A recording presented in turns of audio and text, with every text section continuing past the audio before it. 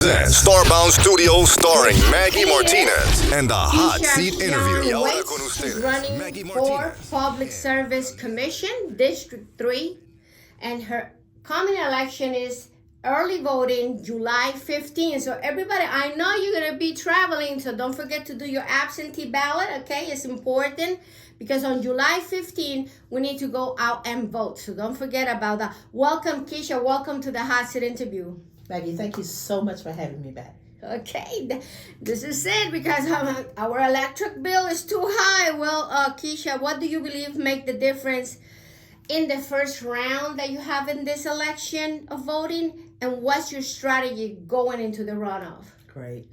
So, Maggie, our goal is to pretty much ramp up what we've already done. The voters responded to our message as it relates to fairness, transparency, and integrity. That was important to them. The other piece that we're going to do is continue boots on the ground. That's grassroots efforts, crisscrossing the state. We had the opportunity to spend a great time in Savannah. We got over to Athens, Valdosta, Warner Robins, even up to Gainesville, Georgia. Parts of Georgia that I didn't even know existed as an 8th generation Georgian. Wow. So we're going to continue to drive the message home, talk about the things that matter, and as it relates to high energy bills, as it relates to people feeling that their voices are being heard. That is so good. Well, don't forget, every Thursday the show goes on demand on YouTube. Don't forget to share this show with your friends so they know about all what's happening in terms of your electrical bills and utilities. It's important.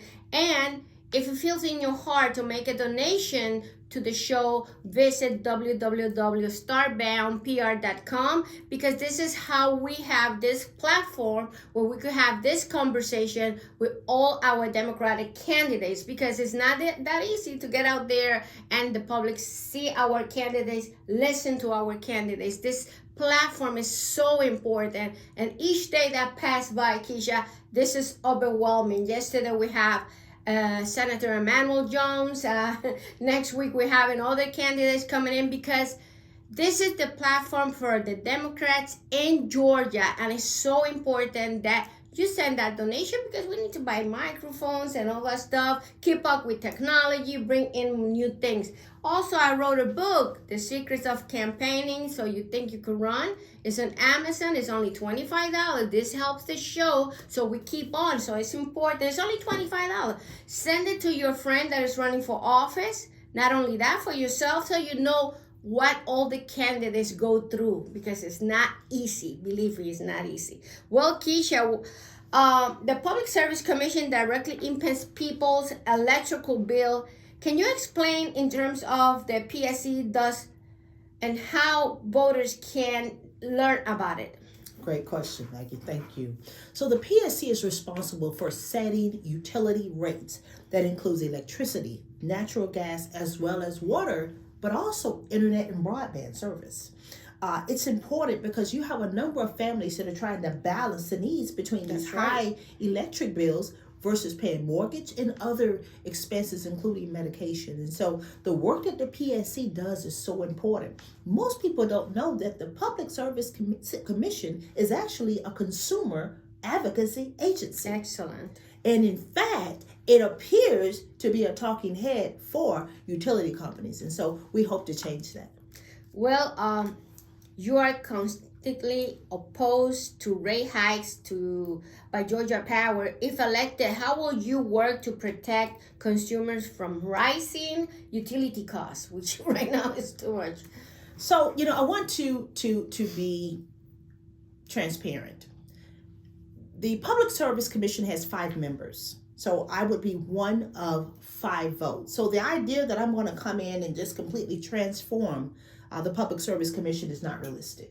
Mm-hmm. However, what I will not be is a rubber stamp for rate hikes. For example, when we're doing rate hikes, you have to come in and make a case to do that. So 1, I would push for an audit, meaning why are we raising the rates? 2, I would make sure that the public is engaged every single step of the way so that they can be involved in the process. And then lastly, I would push for a tiered rate system that protects seniors as well as working families. And we're going to get into that a little bit later. Wow, tiered rate system. That would be awesome. So I'm 68 years old, so I applied for that.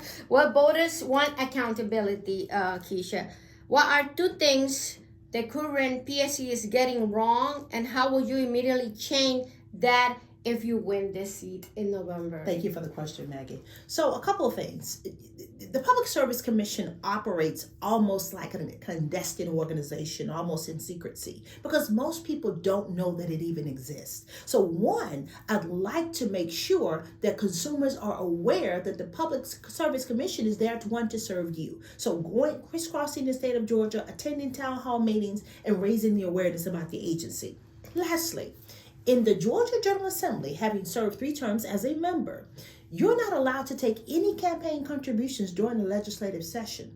I believe, Maggie, that it is completely unethical to take any campaign donations from the very entities and organizations that you are charged with regulating. And so it is my hope to partner with my colleagues in the Georgia General Assembly and pass legislation that will prevent members of the Public Service Commission from taking a dime from any of the organizations they're charged with regulating. This is very important because when you make a decision as a commissioner, you should be free of making that decision without the tide of a juicy donation to your campaign. So certainly what the plant nuclear project has gone billions over the budget. Yes. Do you think the ratepayers should continue footing the bill, or should Georgia Power pay for this? Well, I don't think you have to be an accountant or a builder to understand simple math. We had a $35 billion cost overrun as it relates to Plant Vogtle. You and I picked up that tab, Maggie. Not data centers. You and I picked that tab up. So my thought is this: I support a performance-based system. The reality is all of these surcharges and fees that you see on your bills that are being forced, that you're paying for on your consumer bills, Georgia Power should really assume those rates and fees. And in fact, given the record profits there, because their profits are capped at 11.9%, they had a record profits. And so we just simply want to balance that. I am not anti-tech. I am not anti-business. I have no problem with Georgia Power making a profit, but we must balance the needs of consumers, ratepayers versus that of corporate profits. Well, you talk a little bit about tiers within the system, but how will you ensure that low-income families, seniors, and rural residents have equal access to affordable and reliable energy? This is very important.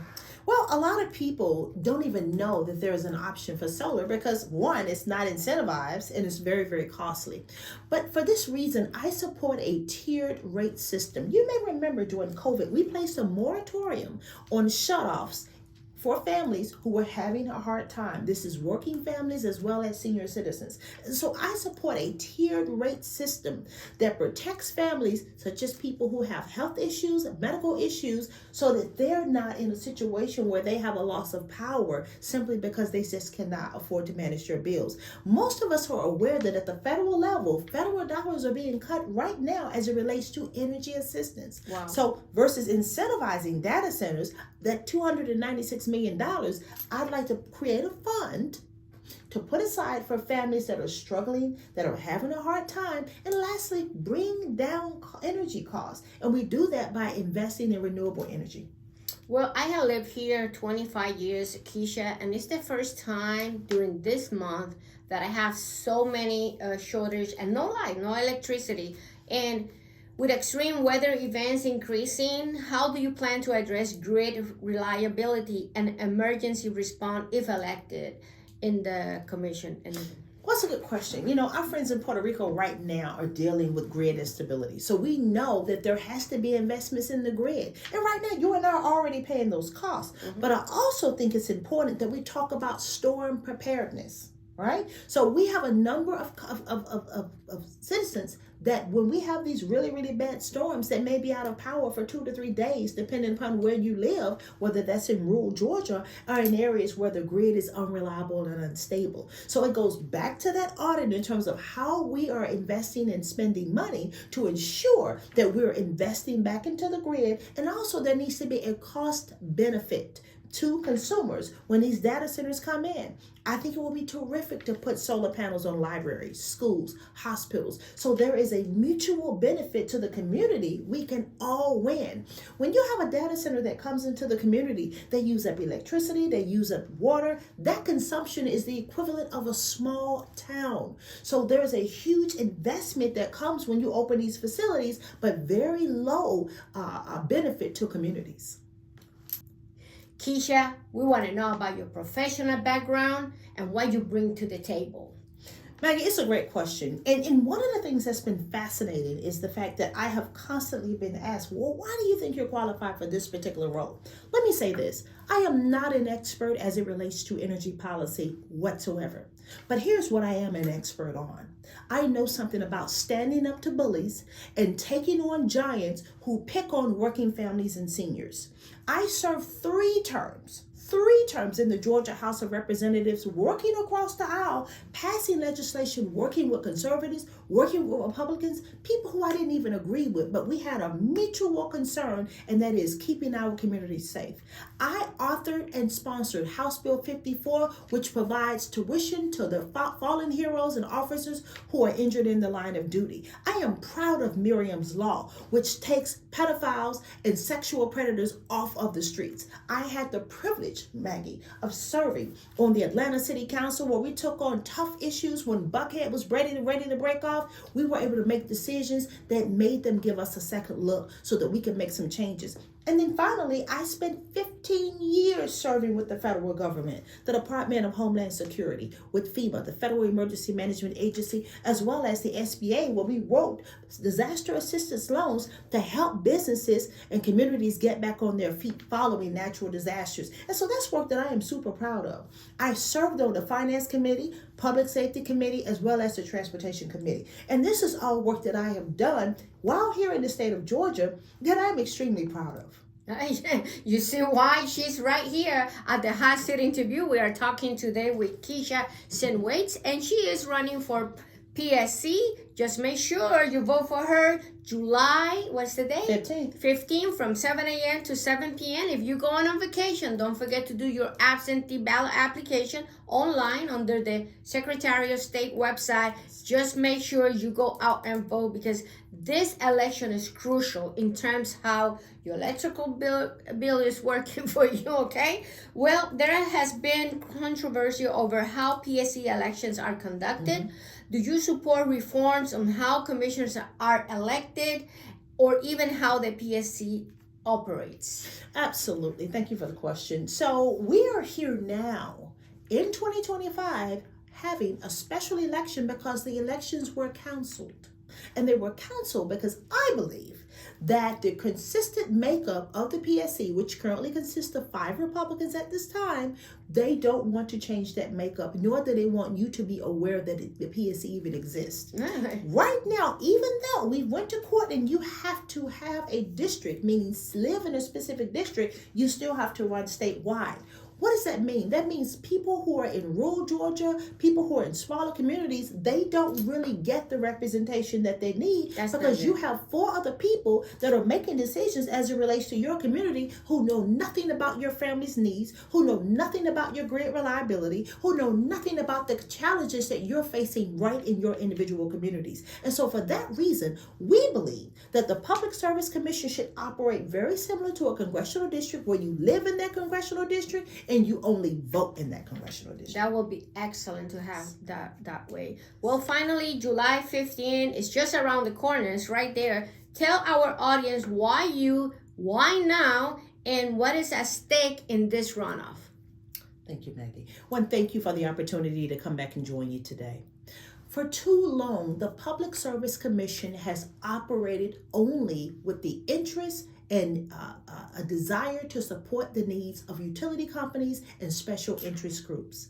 I believe that the Public Service Commission should be returned to its original intent, and that is to be an advocacy organization for consumers. This is about fairness. This is about making sure that there is a balance between corporate profits as well as consumer needs. There are too many families that are struggling to make ends meet. We have had 3 rate hikes in a 2-year period of time. Right now, Georgia is 18th in the nation as it relates to high electricity bills. That is a problem. Data centers in Georgia pay 40% below the national average.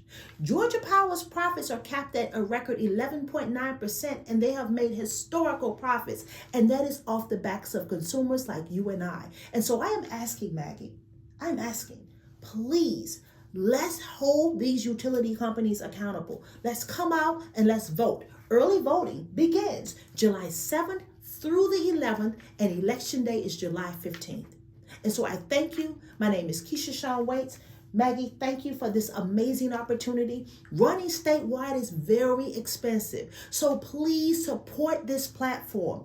Please give, because candidates like us, we can't get our message out without these types of platforms, Maggie. That's right. And so I am super grateful. So I'm going to lead with my donation this morning. Please make a donation, support this platform, support candidates that are running to make a change and to help marginalized communities and working families. Well, now you know why Keisha Waites is on the hot seat interview. She comes with a plethora of experience to bring it to the PSC. Don't forget that July 7 to the 11 is early voting. Please, if you're going to travel, vote early or apply for an absentee ballot application under the Secretary of State website under the tab election. And the main date is July 15 from 7 a.m. to 7 p.m. Remember, always stay in the line. Never get off the line if something happens. You know what I mean? So just stay right there. She has spoken about fairness and balance. And this is the type of leaders that we need in office to work for you and only you. Thank you so much. And this is Maggy Martinez, the hot seat interview. Until next time.